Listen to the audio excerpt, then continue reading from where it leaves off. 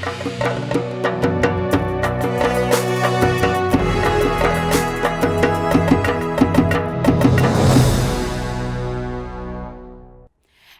में आज international kite festival का धमाकेदार आगाज हुआ है। इस मौके पर प्रधानमंत्री नरेंद्र मोदी ने जर्मन चांसलर के साथ जमकर पतंग भी उड़ाई। इस काइट फेस्टिवल का आकर्षण इंटरनेशनल और नेशनल पतंगबाजों की रंग बिरंगी और अलग अलग तरह की पतंगे हैं। इंटरनेशनल काइट फेस्टिवल में 1000 से ज्यादा पतंग के शौकीन हिस्सा ले रहे हैं, जिसमें 50 देशों के 135 पतंगबाज हैं। भारत के 13 राज्यों के 65 और गुजरात के 16 जिलों के 871 पतंगबाज शामिल होंगे। देश के प्रधानमंत्री ने मकर संक्रांति के 3 दिन पहले अहमदाबाद में अंतर्राष्ट्रीय पतंग उत्सव 2026 का शुभारंभ कर दिया। लेकिन अब की बार इस रंग बिरंगे महोत्सव में एक रंग दोस्ती का भी नजर आया। दरअसल अब की बार साबरमती रिवर फ्रंट पर पीएम मोदी के साथ जर्मनी के फेडरल चांसलर फ्रेडरिक मर्ज भी फेस्टिवल का आगाज करने पहुंचे। दोनों ने यहाँ पतंगबाजी का खूब लुत्फ उठाया।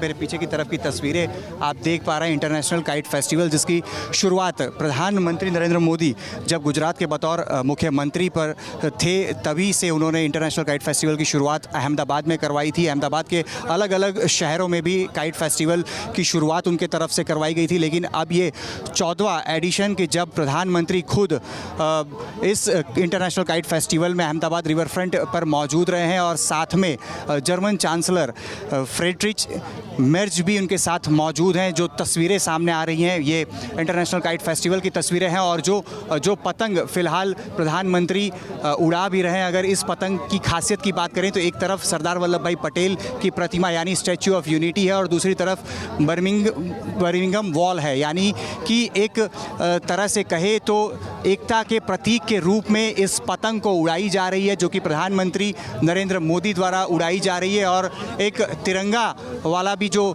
पतंग आप तस्वीरों में देख पा रहे हैं, ये पतंग प्रधानमंत्री और जर्मन चांसलर द्वारा यहाँ पे उड़ाई जा रही है।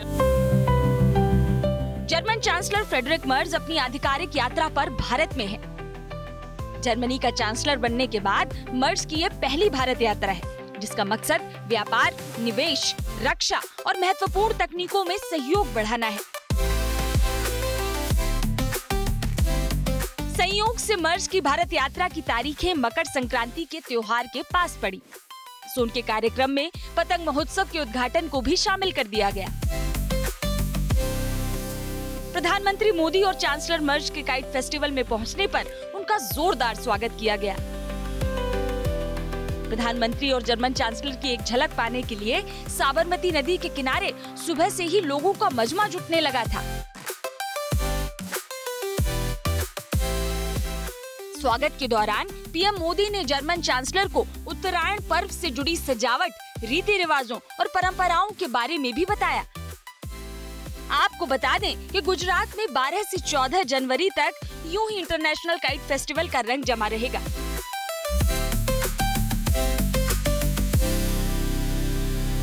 बारह तारीख यानी कि आज से लेकर 14 तारीख के दौरान इंटरनेशनल काइट फेस्टिवल अहमदाबाद में मनाया जाएगा। और इंटरनेशनल काइट फेस्टिवल की बात करें तो 50 देशों से लगभग 135 जितने अंतर्राष्ट्रीय पतंगबाज जो हैं वो अहमदाबाद में पहुंचे हुए हैं। इसके अलावा देश के विभिन्न शहरों से भी जो पतंगबाज हैं वो इस काइट फेस्टिवल का हिस्सा बन रहे हैं। बड़ी संख्या में लोगों की यहाँ पे मौजूदगी और तस्वीरों में भी आप देखिए जो पतंग है उसे उड़ाकर इस इंटरनेशनल काइट फेस्टिवल का उद्घाटन प्रधानमंत्री नरेंद्र मोदी और जर्मन चांसलर के द्वारा किया गया है। आने वाले 2 से 3 दिन तक अब ये इंटरनेशनल काइट फेस्टिवल में न सिर्फ अहमदाबाद, गुजरात, भारत, लेकिन विश्व के 50 देशों के 135 जितने जो पतंगबाज हैं वो अलग अलग किस्म की बड़ी और अलग अलग डिज़ाइनर जो पतंगे हैं उसे उड़ाएंगे। उत्तरायण पर होने वाला ये काइट फेस्टिवल गुजरात की एक ऐसी परंपरा बन चुका है जिसमें उत्तरायण का स्वागत आसमान को उसी तरह पतंगों से सजाकर होता है। अहमदाबाद के इस मेगा काइट शो में 50 देशों के 135 इंटरनेशनल पतंगबाज भी आए हैं, जिनमें चिली, कोलंबिया और दक्षिण कोरिया के पतंगबाज भी शामिल हैं। अलग अलग रंग और डिजाइन्स की विशालकाय पतंगे इस महोत्सव की खासियत है। कुल 1000 से भी ज़्यादा जो पतंगबाज हैं उनकी मौजूदगी इस इंटरनेशनल काइट फेस्टिवल में रहेगी और अलग अलग जो पतंग की तस्वीरें भी जो आसमान में आप देख पा रहे हैं, इसमें गुजरात काइट फेस्टिवल के अलावा जो ऑपरेशन सिंदूर की भी पतंग है, सोमनाथ और खास करके हनुमान जी की भी अलग से एक जो पतंग है वो तस्वीरों में दिख रही है। ऑपरेशन सिंदूर की भी पतंग मैं मेरे बाईं तरफ नीचे की तरफ दिखाने की भी कोशिश करूंगा। ऑपरेशन सिंदूर की भी जो एक पतंग है वो भी यहाँ पे उड़ती हुई नज़र आ रही है। इसके अलावा अलग अलग किस्म की लगभग 20 से 25 जितनी जो बड़ी पतंगे हैं उसे उड़ाकर यहाँ पे इंटरनेशनल काइट फेस्टिवल का उद्घाटन जो प्रधानमंत्री हैं उनके द्वारा किया गया है।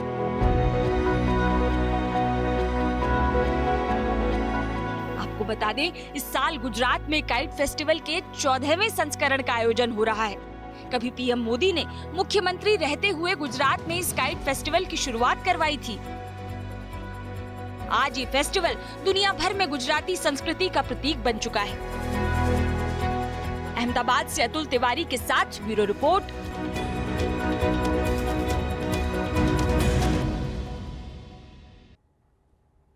पतंगबाजी का उत्सव केवल अहमदाबाद में ही नहीं बल्कि गुजरात के दूसरे शहरों में भी धूमधाम से मनाया जा रहा है। देश विदेश के पतंगबाज इसमें शामिल हो रहे हैं और अब आपको दिखा देते हैं नर्मदा और वडनगर में काइट फेस्टिवल की शानदार तस्वीरें।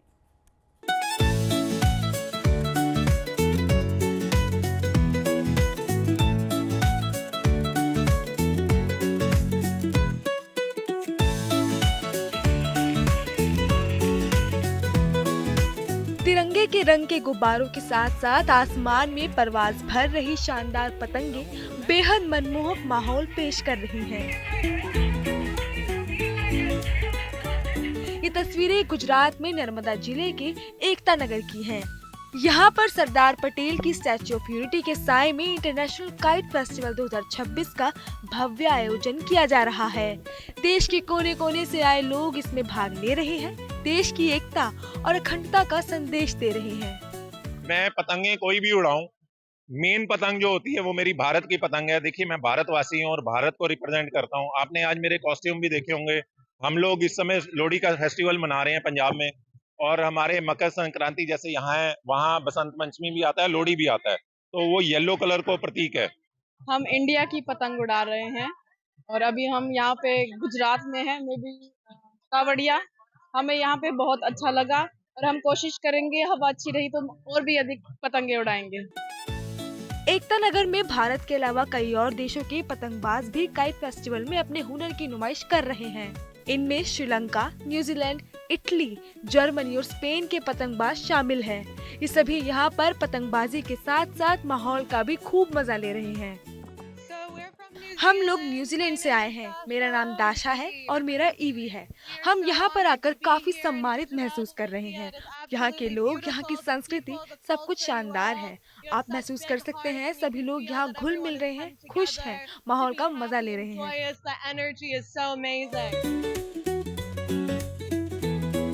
वहीं गुजरात में ही मेहसाणा जिले के ऐतिहासिक शहर वडनगर में भी अंतर्राष्ट्रीय पतंग महोत्सव का शानदार आयोजन बेहद आकर्षक है। यहाँ पर पतंग महोत्सव में देश विदेश के पतंगबाजों ने अपने हुनर का जादू बिखेरा। इंडोनेशिया और अर्जेंटीना सहित 15 देशों के पतंगबाजों ने वडनगर के काइट फेस्टिवल में शिरकत की। उन्होंने भारतीय संस्कृति और मेहमान नवाजी की जमकर तारीफ की है। मेरा नाम यूका है। मैं इंडोनेशिया से हूँ। मुझे यहाँ आकर बहुत अच्छा लगा है। यहाँ की संस्कृति अद्भुत है। पहली बार मैंने यहाँ पर इंटरनेशनल काइट फेस्टिवल देखा है। ये बहुत सराहनीय है। मैं यहाँ मौजूद सभी लोगों का धन्यवाद करती हूँ। मैं पहली बार भारत आई हूँ। इस उत्सव में निमंत्रण के लिए मैं बहुत आभारी हूँ और यहाँ आकर बहुत खुश हूँ, क्योंकि यहाँ आना हमारे लिए काफी अहम है। हमें पतंगे बहुत पसंद हैं। मेहसाणा के प्रभारी मंत्री और हजारों लोगों की मौजूदगी में वडनगर का आसमान रंग बिरंगी पतंगों से भरा नजर आया।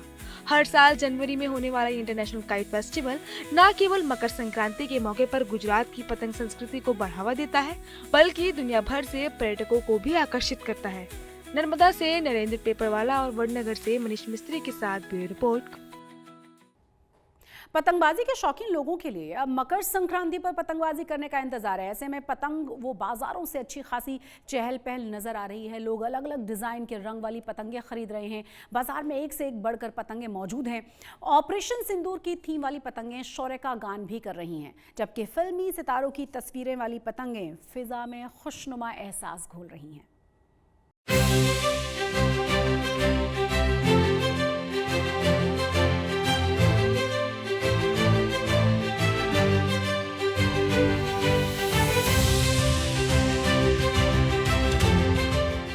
देश भर में 14 जनवरी के दिन मकर संक्रांति मनाई जाएगी, लेकिन गुजरात में इस दिन सब तरफ गूंज होगी काई पोछे यानी ये काटा की। दरअसल मकर संक्रांति या उत्तरायण पर पूरे गुजरात में लोग पतंगबाजी करते हैं।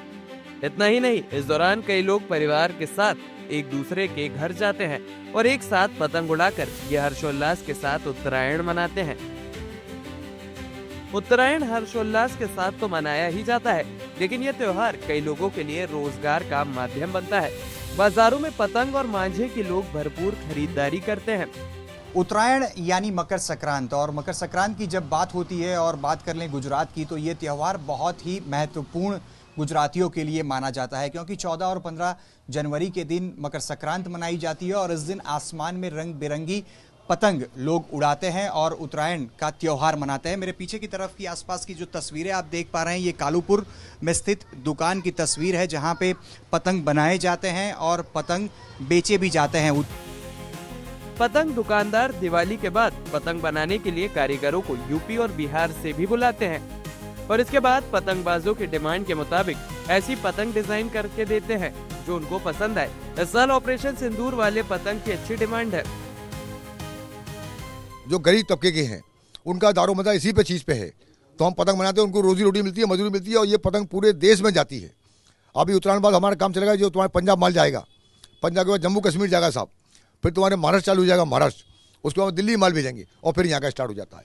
इसी तरह सिलसिला वाइज सिलसिला चलता रहता है और 12 महीने पतंग बनती रहती है। इस साल पतंग और मांझे का दाम पिछले साल के मुकाबले बढ़ा है, लेकिन इसके बाद भी लोग बाजारों में पहुंच रहे हैं और खरीदारी कर रहे हैं। इस बार 100 पतंग की कीमत 200 से 250 रुपए से शुरू हो रही है, जबकि डिजाइन वाली पतंग की कीमत 10 रुपए से लेकर 100 रुपए तक है। वहीं पिछले साल 200 रुपए में मिलने वाला मांझा 250 से 300 रुपए में बिक रहा है। साहब जब हमारे देश ने ये जंग जीती थी, उसके बाद से ही पतंग की डिमांड थी कि ऐसी पतंग बनाओ, ऐसी पतंग बनाओ, तो हमने खास कर ये पतंग बनाई और उसकी डिमांड बाजार में जबरदस्त है। ये पतंग बेच रहे हैं 10 रुपए, ये पतंग बेच रहे हैं होलसेल में, जबकि 7-8 रुपए पतंग की कीमत होती है। उत्तरायण के लिए पतंगबाज सिर्फ तैयार मांझा ही नहीं खरीदते, बल्कि वो मांझा खुद से तैयार करवाते हैं। उनका मानना होता है कि खुद से तैयार मांझा ज्यादा मजबूत होता है, जिससे पतंगबाजी में एक ही पतंग से दूसरों के कई पतंग काटे जा सकते हैं। अहमदाबाद से अतुल तिवारी। सूरत पुलिस को 1550 करोड़ रुपए के साइबर फ्रॉड मामले में एक बड़ी सफलता मिल गई है। पुलिस ने साइबर ठगी के पैसे को क्रिप्टो करेंसी बदलने वाले 4 और आरोपियों को गिरफ्तार किया है, जिनके दफ्तर पर घर से करोड़ों कैश और नोट गिनने की 4 मशीनें बरामद की गई हैं। इसके अलावा सोना, चांदी और हीरे का जखीरा भी बरामद कर लिया गया है।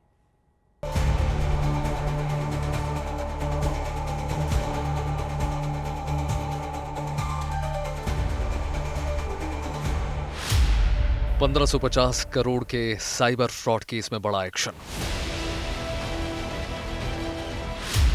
पुलिस की रेड में चौंकाने वाले खुलासे।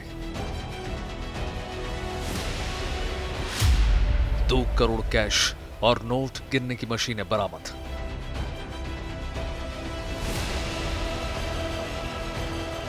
$1550 करोड़ के इंटरनेशनल साइबर फ्रॉड केस में पुलिस को एक और बड़ी सफलता मिली है। इस मामले में जांच के दौरान पुलिस ने रविवार को 4 आरोपियों को गिरफ्तार किया है। ये आरोपी साइबर फ्रॉड के रुपयों को क्रिप्टो करेंसी में कन्वर्ट करके विदेश भेजने का काम करते थे। गिरफ्तार किए गए इन आरोपियों के ठिकानों पर छापेमारी के दौरान करीब 2 करोड़ रुपए कैश बरामद हुए। नोट गिनने वाली मशीनें मिली हैं। इसके अलावा 289 ग्राम सोना, 10 किलो 800 ग्राम चांदी और कच्चे हीरे यानी रफ डायमंड्स भी मिले हैं। साइबर धोखाधड़ी से जमा किए गए कैश और करोड़ों के सामान को देखकर खुद पुलिस टीम भी हैरान है। पुलिस की इन्वेस्टिगेशंस में ही हमने उसको फाइंड आउट किया है। जो लिंक एस्टेब्लिश हो रही थी कि पैसे जैसे 164 बैंक अकाउंट्स हमें मिले, लेकिन वो बैंक अकाउंट्स में से पैसे कहाँ गए, आगे किस तरह से कन्वर्ट हुए, वही इन्वेस्टिगेशंस के दौरान हमें आगे ये लीड मिली और हमने ये चारों आरोपी अरेस्ट किए हैं और उसमें से 2 करोड़ 60 लाख जितने मुद्दामाल हमने। द मेन थिंग इज कि जो बैंक के अकाउंट धारक है, होल्डर हैं, उनको पता था कि ये खाता मैं खुलवा के बेच रहा हूँ और इसमें गुनाहित प्रवृत्ति से आया हुआ पैसा इसमें जाएगा, साइबर फ्रॉड का पैसा आया है वो उसमें जाएगा और ये जो एंटी नेशनल जो एक क्राइम है उसी का मैं पार्ट बन रहा हूँ। ये देखते हुए समझते हुए भी इसमें एक पार्ट बनना वो एक क्राइम है और उसकी तरफ हमने उन लोगों को अरेस्ट किया है। इस गैंग की मोडस ऑपरेंडी भी काफी अलग थी। ये गैंग साइबर फ्रॉड के पैसे को सिस्टम में डालने के लिए एक खास तरीका अपनाता था। गैंग के सदस्य आम लोगों को लालच देकर उनके नाम पर डमी बैंक अकाउंट खुलवाते थे। साइबर फ्रॉड के पैसे आने के बाद दूसरे खाते में ट्रांसफर करके कैश निकाल लेते थे। फिर कैश को क्रिप्टो करेंसी में कन्वर्ट करके विदेश ट्रांसफर कर दिया जाता था। सूरत पुलिस ने पिछले साल मई महीने में इस रैकेट का पर्दाफाश किया था। इस केस की जांच में अब तक 164 संदिग्ध बैंक अकाउंट्स मिले हैं। इन खातों के लेन देन की जांच करके 1550 करोड़ की हेराफेरी का खुलासा हुआ। सूरत पुलिस ने इस मामले में अब तक 25 आरोपियों को गिरफ्तार किया है और 1.5 लाख पन्नों की चार्जशीट कोर्ट में पेश की है। और जो बैंक की जो उसमें इन्वॉल्वमेंट है, जिसमें 8 बैंक कर्मचारी को भी पहले हमने अरेस्ट किया है, उसके साथ यही लीड आगे चलते हुए ये 4 आरोपी के जो मेन एक्यूज अभी हमें ट्रांजैक्शंस में यूएसडी में कन्वर्ट करते हुए जो 4 एक्यूज है उसको भी हमने अरेस्ट किए हैं। पुलिस की इन्वेस्टिगेशन और सर्च दरमियान हमें उसके घर से और ऑफिस से 2 करोड़ 60 लाख जितने मुद्दामाल हमें मिला है जो हमने सीज किया है। हमारी जो पहली इन्वेस्टिगेशन हुई थी उसमें 164 जितने बैंक अकाउंट हमें मिले थे जिसमें इंडियन रुपीज पड़े हुए थे। वो इंडियन रुपीज को वहां से लेके आरोपी जो अब्दुल कादिर चामड़िया है वो अमित जगदीश चंद्र चौकसी और उसके फादर के अकाउंट में ट्रांसफर करते थे और ये वहां से वो पैसे चिराग उर्फे चाली नागजू की तरह जो हवाला के दरमियान यूएसडी में कन्वर्ट करते थे। ये मामला केवल सूरत या गुजरात तक सीमित नहीं है, बल्कि इसके तार इंटरनेशनल गैंग से जुड़े हैं। लिहाजा जांच अभी भी जारी है। नोट गिनने की मशीनें मिलने के बाद अंदाजा लगाया जा सकता है कि ये नेटवर्क कितना बड़ा है। सूरत से संजय सिंह राठौड़ के साथ आज तक ब्यूरो। सूरत पुलिस ने फर्जी करेंसी नोटों के रैकेट का भी पर्दाफाश किया है। सूरत एसजीओ पुलिस ने परेश हडिया नाम के आरोपी को गिरफ्तार कर लिया, जिसके पास से 5 लाख रुपए के फर्जी नोट बरामद किए गए। पुलिस के मुताबिक परेश हडिया अक्सर ही भीड़-भाड़ वाले इलाकों में जाकर फर्जी नोटों से सामान खरीद लिया करता था ताकि किसी को भी शक न हो। यह आरोपी पिछले 1 साल से करीब 25 लाख रुपए के फर्जी नोट बाजार में चला चुका है। पुलिस पूछताछ के दौरान आरोपी ने बताया कि फर्जी नोटों का पूरा नेटवर्क अमरेली जिले के सावरकुंडला से चलाया जा रहा है।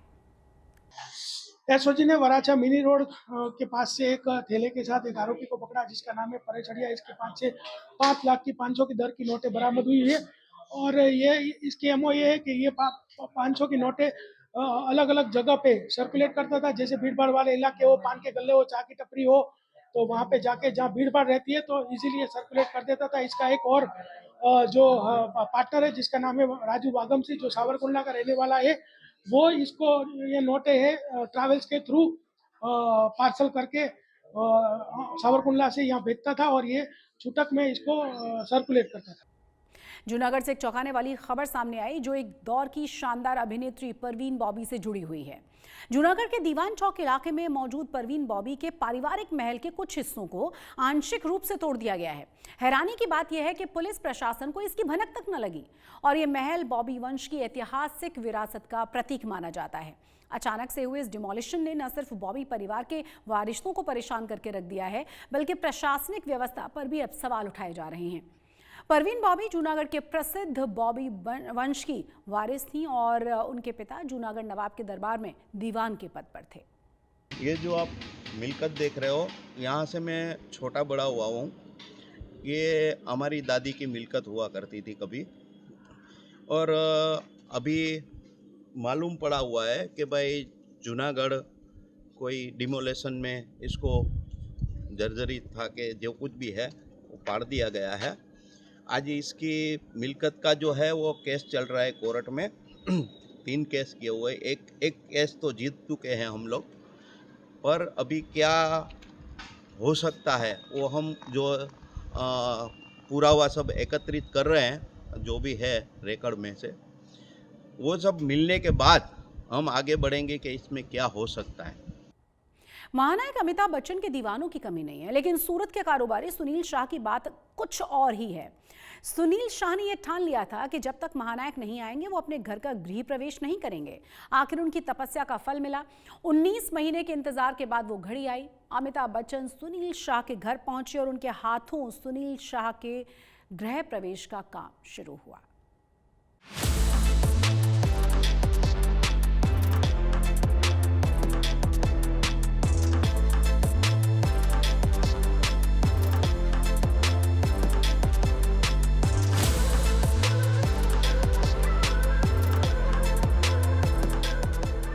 वैसे तो दीवानगी की हद कुछ भी हो सकती है, लेकिन गुजरात के सूरत में अमिताभ बच्चन के फैन की दीवानगी आजकल चर्चा में है। सूरत में रहने वाले एक उद्योगपति ने सदी के महानायक को बुलाकर ही अपने घर का गृह प्रवेश किया। इसके लिए उस शख्स ने 19 महीने का इंतजार किया। जब महानायक सुनील शाह के घर पहुंचे तो नजारा देखने लायक था। अमिताभ बच्चन को नए घर में बुलाकर गृह प्रवेश के लिए सुनील ने 19 महीने इंतजार किया, तब जाकर उनका सपना पूरा हो सका। 19 महीने के इंतजार के बाद जब अमिताभ बच्चन उद्योगपति के घर पहुंचे तो नजारा देखने लायक था।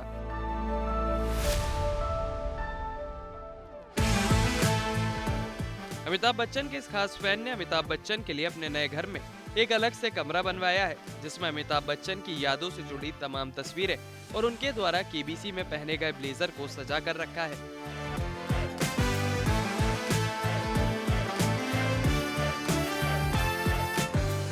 बिग बी के घर आने पर सुनील ने उनके स्वागत के लिए तमाम तैयारियां कर रखी थी।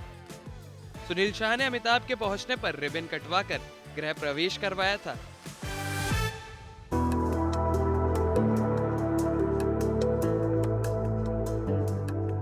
यही नहीं, बिग बी के लिए सुनील शाह ने अपने इस घर में अलग से कमरा तैयार करवाया है, जहां उनसे जुड़ी यादें और उनसे जुड़ी तस्वीरें लगा रखी हैं। साथ ही उनकी मूर्ति को भी स्थापित किया है, जिसका अनावरण खुद बिग बी ने किया था।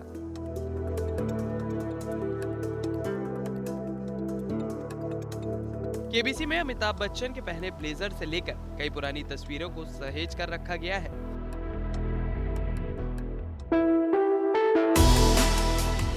सुनील शाह ने अपने घर के मंदिर में महानायक की मूर्ति भी रखी है। सुनील का कहना है कि 23 साल पहले वो केबीसी में पहुंचे थे, तब से उनके प्रति दीवानगी की शुरुआत हुई थी, जो आज तक जारी है। सूरत से संजय सिंह राठौर के साथ ब्यूरो रिपोर्ट। आज तक गुजरात में आज के लिए बस इतना ही, लेकिन देश और दुनिया की तमाम बड़ी और अहम खबरों के लिए आप देखते रहिए आज तक।